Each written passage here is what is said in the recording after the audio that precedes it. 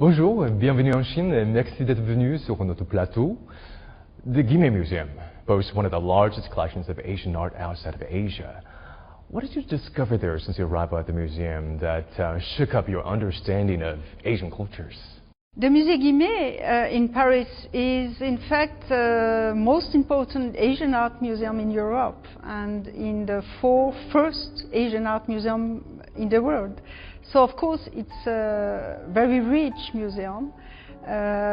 We have more or less 60,000 artworks. Of course, if you arrive in the museum as a visitor, you will not see all the 60,000 items. But that means that it's really the opportunity to discover all type of Asian art. It's for us very important to give the feeling for our visitors that, of course, they do a trip to Asia. Some European visitors don't even know where is Cambodia, where is Indonesia. Of course, they know where is China, where is India. So it's really a discovery of Asia. And here, what I like, I should say, it's of course the richness of the collection. You really have the feeling to be in Japan, in India, in China, but it's also a human-size museum. Do you have favorite objects? Des objets préférés, chouchou?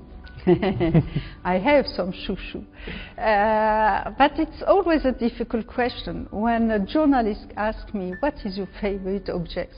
Imagine my problem, we have 60,000 objects, so I could just spend 1 hour with you saying all the list of, but one of my favorite objects is a Chinese object. This object is a vase, a blue and white vase from the Yuan dynasty. Just the vase is totally blue and you have a white dragon. Very pure, very simple. The shape is perfect. And so for me it's not a Buddha, it's just a vase, but it symbolizes what I like in Chinese culture and Chinese civilization. Now, I know there are more than some 20,000 objects within the Chinese collection at the museum.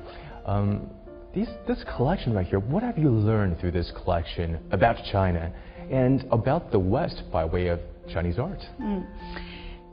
Of course, we are very lucky to have a very rich Chinese collection. First of all, some ancient bronze collections from ancient China.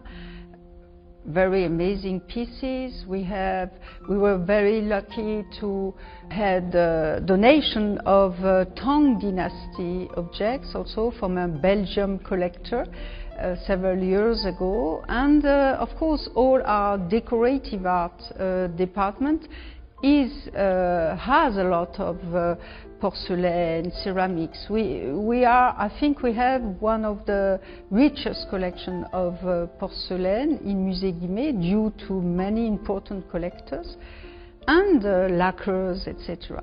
And what you say is very true. Of course, we learn through this collection about Chinese art, Chinese techniques, material, the jade. We devoted an exhibition several years ago about this precious material of stone of jade. So we learn about, when we look at our paintings, we also have very nice paintings from the Ming dynasty. So we can really discover what is China through its art. But you're totally right, and I like to say also that it's a European vision of Chinese art. Maybe to precise what I want to tell you, we have important collection of Tang Dynasty figures in terracotta.